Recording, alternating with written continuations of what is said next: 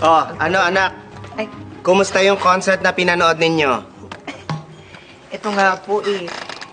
Pinapost ko na po yung video kasi kinunan ko po yung buong video concert po. Kinunan mo buong concert?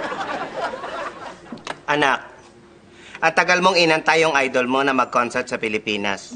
Ilang buwan mong inipon yung pambili ng ticket. Tiniis mo yung pagkahaba-habang pila. Tapos pagdating mo doon, binidyo mo yung concert gamit yung cellphone mo? Opo. Anak, unang-una, lagi mo nang pinapanood sa cellphone mo o sa computer mo yung idol mo. Ngayong nandun na sa harap mo, sa cellphone mo pa rin pinanood. Pangalawa, gusto mo lang palang mag-video, hindi mo pala planong mag-enjoy, di dapat nag-apply ka na lang na cameraman. Pangatlo, sa dinami-dami ng taong nag-video sa concert na mas magaganda ang cellphone kesa sa'yo, tingin mo talaga, walang magpo-post sa kanila kahit isa.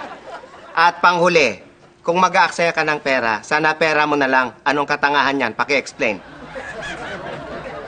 Eto, pakinggan mo. Live na live. Live you.